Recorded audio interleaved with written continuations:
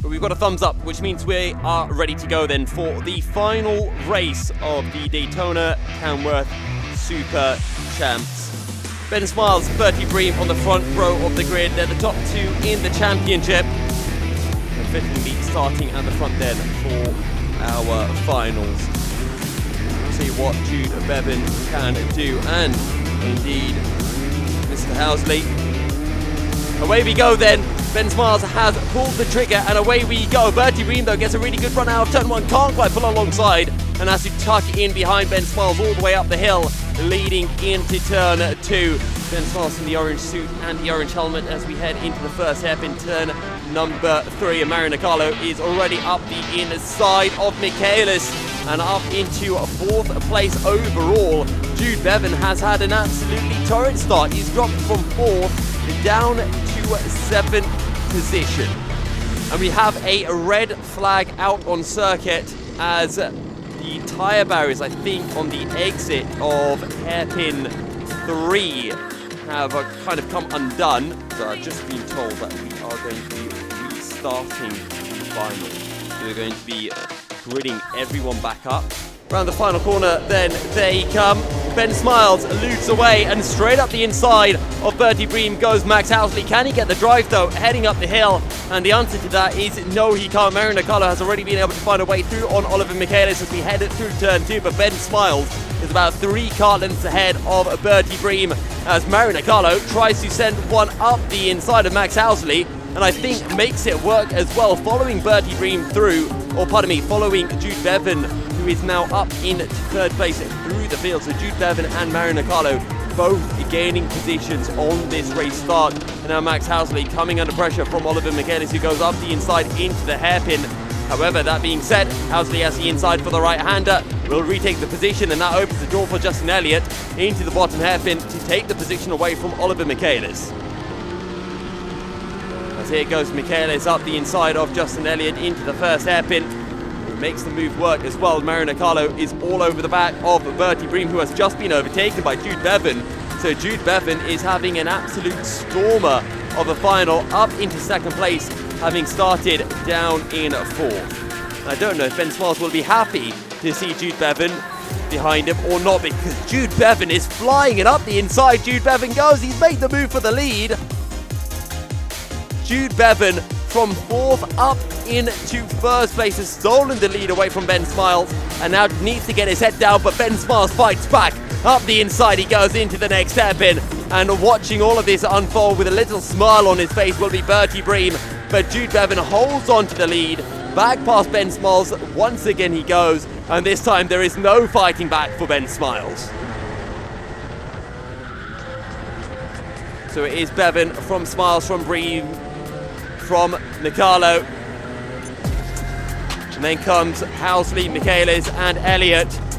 Your top 7 separated by just a couple of seconds.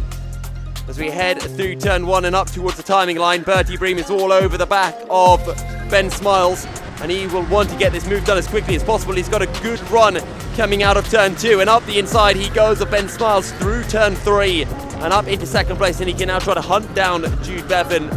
2.5 seconds separating your top 7, 1.5 seconds separating your top 6 as Justin Elliott desperately tries to catch up to the back of this train of carts, as Max Housley does not look too happy, gesturing frantically at Oliver Michaelis, but Oliver Michaelis is not even looking back. He's already been able to stretch a couple of cart lengths ahead of Housley, as Bertie Bream is right on the back of Jude Bevan. That's tucking behind into the final corner.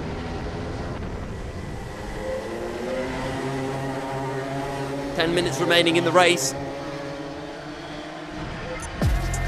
But it is Jude Bevan who leads, having started this race from down in fourth. Bertie Bream still in second, but he has not led this race once, and now he's going to go up the inside of Jude Bevan. He's made the move stick, says thank you very much for leaving the door open, buddy, and takes the lead of the race. So easy to send it up the inside of turn 3. You want to take such a late apex.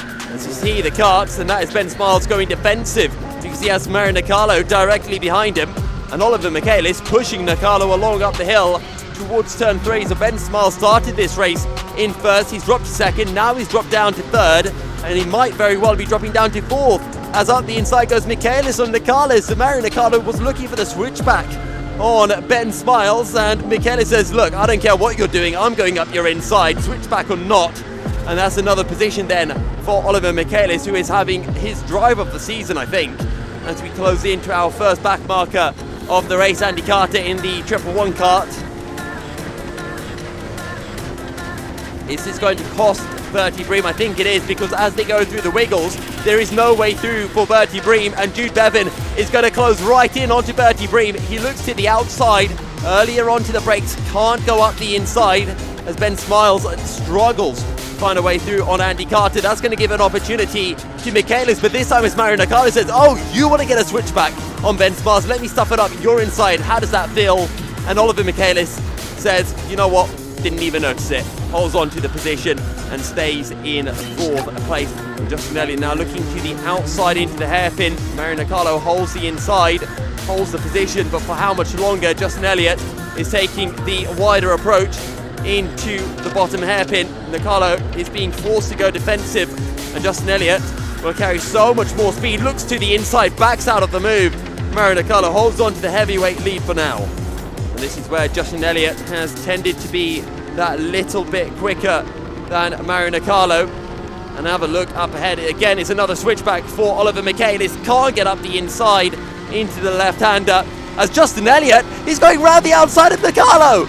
Justin Elliott has the inside into the final corner. Mario Nicalo now looks for the switchback as they come across the start-finish line into turn one. Nicalo still trying to go up the inside.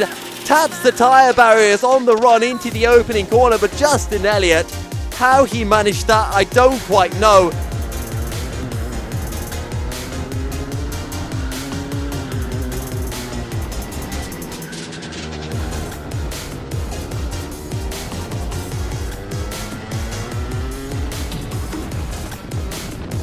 And now they're neck and neck on the approach into turn three, as Michaelis is looking for the switchback on Ben Smiles. Has the outside now into hairpin number two. Can he hang it around the outside? No, he can't. Ben Smiles holds on to third position. Justin Elliott still fighting with Mario Nicalo, and Nicalo is back ahead of Justin Elliott. So two of these two-way squabbles are absolutely electric to watch right now. But Mario Nicalo back ahead of Justin Elliott.